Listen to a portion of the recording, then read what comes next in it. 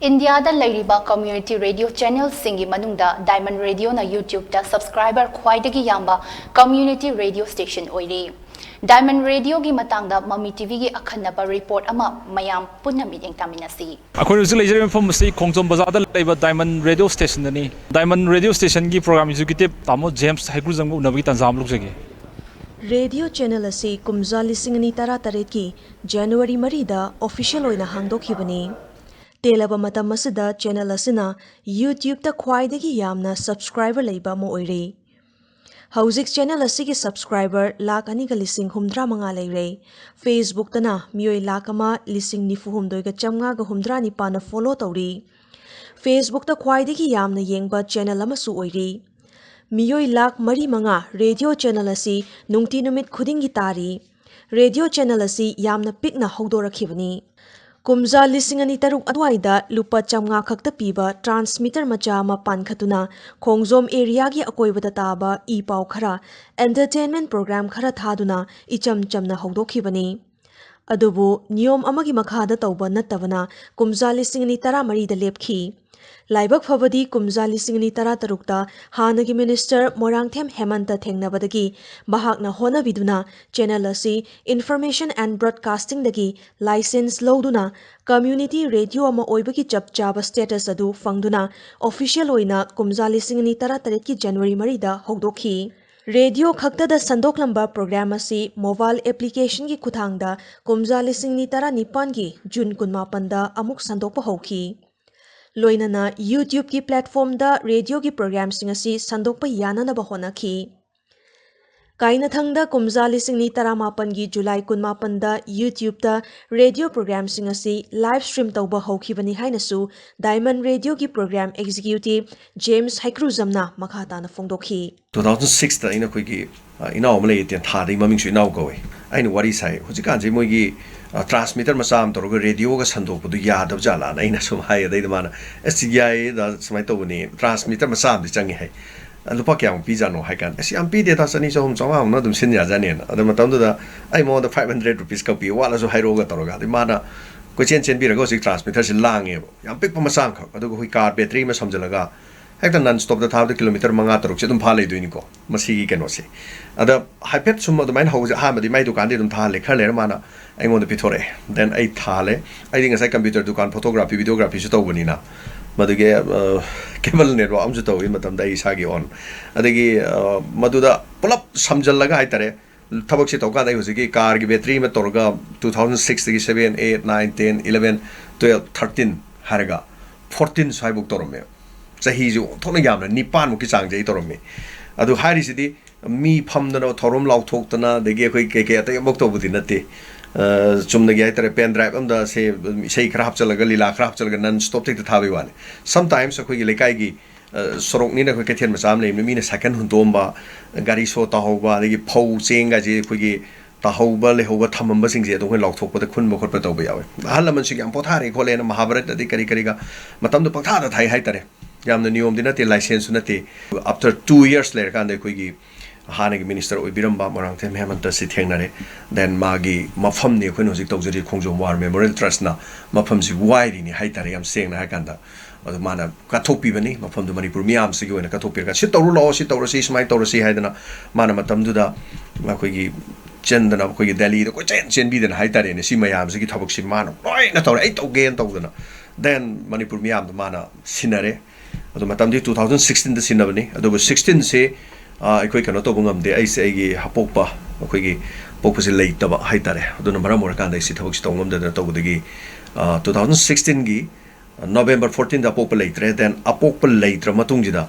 I know Sagi Tabaxi Luga, Coco Haitare, Hore, Sim of Pumsigi, Trial Mahore, Tamoka, the Matamotans, Mitos, Manipumiam, the Sinner Saint Ogigi. Then January 4, 2017, Sidi Manipumiam, the Sinare Haitare. Numit khudingi ayuk pung mapandagi nongyai matung pung ama makai fawba YouTube da Diamond Radio ki program asi live streaming tawri. YouTube da mioi lak aniga lising humdra mangarom na subscribe tawduna program sing asi miyam na yengnari. YouTube ki kuthang da Diamond Radio na awana taraba sing miyam da khanghanduna mateng pangbagi thoramsu pangthokli. Radio channel असिगी ओइना diamond donors group हाइबा मथमदुना group असिदा यावरिबा मियोइसिंगना लुपा चामा चामा खाइनादुना अवाना तारबा मियोइसिंगदा अंगamba mateng pangnaba honari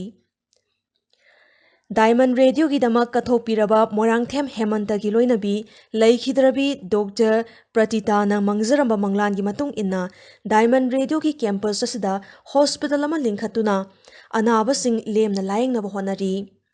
हौजिक नोमदा पुंग तरा तरुक संदोकलिबा असि पुंग कुनमरी संदोकनबा होनरी हाइनसु जेम्स हाइक्रूजमना मखाताना फोंदोरखी ꯑꯩꯒꯤꯁꯨ ꯁꯣꯏꯗꯅ ꯃꯇꯝ ꯑꯃꯗ ꯂꯥꯛꯈꯤꯅꯤꯗꯤ ꯈꯟꯕ ꯑꯗꯨꯕꯨ ꯑꯩꯒꯤ ꯃꯇꯝꯁꯦ ꯃꯤꯅ ꯁꯦꯝꯕꯤꯕ ꯅꯠꯇ꯭ꯔ ꯄꯨꯈꯠꯄꯤꯕꯗꯨꯗꯤ ꯑꯝꯇ ꯂꯩꯇ꯭ꯔꯦꯕ ꯑꯣꯟꯂꯤ ꯑꯩꯒꯤ ꯋꯦꯁꯦ ꯑꯩ ꯈꯛꯇꯅ ꯆꯠꯀꯗꯕꯅꯤ ꯑꯩꯅꯗ ꯁꯦꯡꯅ ꯆꯨꯝꯅ ꯍꯣꯠꯅꯒꯗꯕꯅꯤ ꯑꯗꯨꯒ ꯆꯍꯤꯒꯤ ꯃꯇꯥꯡ ꯉꯁꯥꯏ ꯍꯥꯏꯕꯤꯔꯤꯗꯨ ꯑꯗꯨꯅꯦꯕ ꯊꯦꯡꯂꯔꯦ ꯌꯥꯝ ꯆꯨꯝꯃꯤ ꯑꯩꯅꯗꯤ ꯑꯩꯒꯤ ꯏꯁꯥꯗ ꯀꯣꯟꯐꯤꯗꯦꯟ ꯑꯃꯗꯤ ꯂꯩꯌꯦꯕ ꯁꯣꯏꯗꯅꯃꯛꯀꯤ ꯑꯩꯅ ꯇꯧꯔꯤꯕ ꯐꯤꯜꯁꯦ ꯑꯩꯒꯤ ꯁꯅꯥ ꯂꯩꯄꯥꯛ ꯃꯅꯤꯄꯨꯔ ꯂꯝꯗꯝꯁꯤ ꯂꯩꯔꯤꯕ ꯃꯤꯁꯤꯡꯁꯤꯅ ꯅꯣꯡꯃꯗꯤ ꯈꯖꯤꯛꯇꯪ ꯑꯣꯏꯔꯕꯁꯨ ꯑꯩ ꯁꯣꯏꯗꯅꯗꯤ ꯈꯪꯕꯤꯕ ꯌꯥꯏ ꯍꯥꯏꯕ ꯑꯩꯉꯣꯟꯗ ꯊꯥꯖꯕ ꯑꯃꯈꯛꯇꯤ ꯃꯅꯨꯡꯗ ꯂꯩꯌꯦꯕ ꯃꯔꯝꯗꯤ ꯀꯩꯅꯣ ꯍꯥꯏꯀꯥꯟꯗ ꯑꯩ ꯊꯋꯥꯏ ꯌꯥꯎꯅ ꯑꯣꯖꯥ ꯒꯨꯔꯨ ꯃꯅꯥꯛꯇ ꯍꯣꯠꯅꯖꯔꯦꯕ ꯁꯨꯃꯥꯡ ꯂꯤꯂꯥꯒꯤ ꯑꯣꯖꯥ ꯆꯤꯡꯂꯦꯟꯗ ꯅꯩꯅꯕ ꯑꯣꯖꯥ ꯏꯕꯣꯌꯥꯏꯃ ꯈꯨꯃꯟꯗ ꯑꯣꯖꯥ ꯅꯕ ꯋꯥꯔꯦꯞꯄꯗ ꯑꯗꯒꯤꯗꯤ ꯇꯣꯉꯥꯟ ꯇꯣꯉꯥꯟꯕ ꯂꯩꯔꯤꯕ ꯃꯅꯤꯄꯨꯔꯒꯤ ꯑꯣꯖꯥ ꯒꯨꯔꯨ ꯃꯌꯥꯝ ꯏꯁꯩ ꯁꯩꯁꯛꯄ ꯂꯩꯔꯤ ꯃꯌꯥꯝꯁꯤꯒꯤ ꯂꯣꯏꯅꯃꯛ ꯄꯨꯜꯂꯛꯄꯅꯤꯅ ꯃꯈꯣꯏꯗꯒꯤ ꯌꯥꯝꯅ ꯇꯝꯃꯛꯑꯦ ꯍꯥꯏꯇꯥꯔꯦ ꯑꯆꯧꯕ ꯄꯔꯥ ꯄꯔꯥ ꯃꯌꯥꯝꯁꯤ ꯇꯝꯃꯦ ꯑꯗꯨꯅ ꯑꯩ ꯅꯣꯡꯃꯗꯤ ꯂꯥꯛꯈꯤꯕ ꯌꯥꯏ ꯍꯥꯏꯕꯁꯤ ꯈꯜꯂꯀꯥꯟꯗ ꯑꯩ ꯍꯣꯠꯅꯕ ꯂꯦꯞꯇꯦ ꯑꯍꯤꯡ ꯅꯨꯡꯊꯤꯟ ꯇꯨꯝꯗꯦ ꯗꯦꯟ ꯑꯩꯅꯕꯨ ꯏꯁꯩ ꯑꯃ ꯁꯛꯅꯤꯡꯉꯕ ꯅꯠꯇ꯭ꯔꯒ ꯃ꯭ꯌꯨꯖꯤꯛ ꯑꯃ ꯈꯣꯡꯅꯤꯡꯉꯕ ꯅꯠꯇ꯭ꯔꯒ ꯑꯩ ꯄꯣꯠ ꯆꯩꯗꯨ ꯍꯧꯖꯤꯛꯇꯤ ꯂꯣꯏ ꯂꯩꯔꯦ ꯃꯇꯝꯗ ꯂꯩꯔꯝꯗꯦꯗꯅ ꯁꯤ ꯄꯣꯠꯂꯝꯁꯤꯡꯁꯦ ꯃꯇꯝꯗ ꯂꯩꯔꯝꯗ ꯏꯁꯩ ꯃꯌꯥꯝ ꯄꯨꯊꯣꯛꯒꯅꯦꯕ ꯁꯣ ꯅꯥꯎ ꯑꯩꯅ ꯍꯧꯖꯤꯛ ꯍꯥꯏꯖꯔꯤꯁꯤ ꯃꯅꯤꯄꯨꯔ ꯃꯤꯌꯥꯝꯗ ꯅꯍꯥ ꯃꯌꯥꯝꯗ ꯍꯧꯖꯤꯛ ꯍꯥꯏꯖꯔꯤꯁꯤ ꯏꯁꯩ ꯅꯝꯕꯒꯤꯗꯃꯛꯇ ꯃ꯭ꯌꯨꯖꯤꯛ ꯃꯌꯥꯝꯗꯣ ꯑꯩꯅ ꯅꯍꯥꯟꯋꯥꯏ ꯖꯦꯝꯁ ꯍꯥꯏꯒ꯭ꯔꯨꯖꯝꯒꯤ ꯀꯔꯤꯝ ꯂꯩꯇꯕꯗꯣ ꯑꯩ ꯏꯁꯩ ꯅꯝꯕꯒꯤ ꯑꯣꯜ ꯃ꯭ꯌꯨꯖꯤꯛ ꯃꯌꯥꯝꯁꯤ ꯂꯣꯏ ꯂꯩꯔꯦ everything in this and every सी मैम से लानो होनबदा अचौब स्ट्रगल अमनी हौजिक खरगा तौजदना मणिपुर मियाम की थमोइदा अइगी मफम अमा चाम तोसु पिबिरमनिना कैदोरगेबु मसिगी मीडियम दा इंखलंगनिबा कया अइगुम फंगहौदबा कया दो सो लाकपियु अदुगा होनमिनसी खरा तौमिनसी अदुगा यामना सेन थुंगी याम खनबिरुनु मदु मयाम हाइतरे अइ दोंना दुम नाते याम चादना हौरकपसिंग अदुगा नुंगाय एफन हौरकपसिंग पुनमक हाइतरे करिम तो खेनबा लेतना अदु मसि तौबि यायना दुम हाइजेगे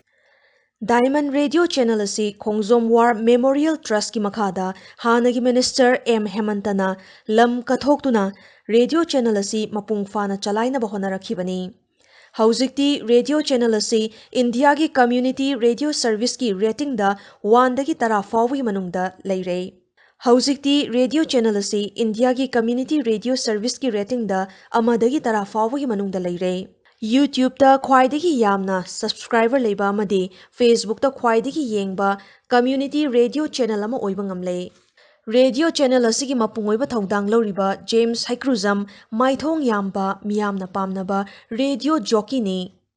महाक मणिपुर की मतम इसै की सैसक्पा अमसुनी सुमांग लीला की लीलारोय अमसुनी इसै नोंमाई की लमदा डॉक्टर अंबेडकर फेलोशिप अवार्ड फंगख्रै हौजे AR की इसगी एप्रूव आर्टिस्ट ने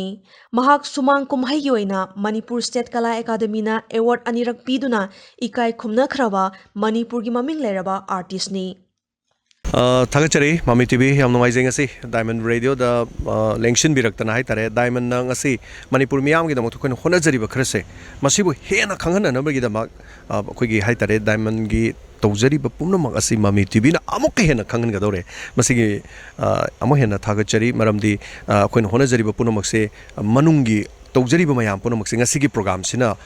ताबिरिबा ममी टीवी की येंबिरिबा पुनमकना ओ डायमंड सिंगैति तौबोइरे हाइबा खरदि खंगनी हाइबगी थाजममसु लेरे अदुगा होनजरिबा पुनमक सिदा ममी टीवी ना मणिपुर मियाम दा मसि खंगनगे हाइदना as a part of program अमु एहनगे हाइदना होनबिदना डायमंड की लेजरिबा मफम असि ताना लाकपिदना ममी टीवी होनबिरिबसे मसिगी दमता थागचरी ममी टीवी शो मियाम पुनमन हेना सौगतपियो ममी टीवी की लेजरिबा यूट्यूब चैनल अदुगा मसामा की चैनल सब्सक्राइब तौद्रिबसिंग अदुगा तोंगा तोंगानबसिंगना हारिबगी प्लेटफॉर्म सिसु हेना सौगतपिरगा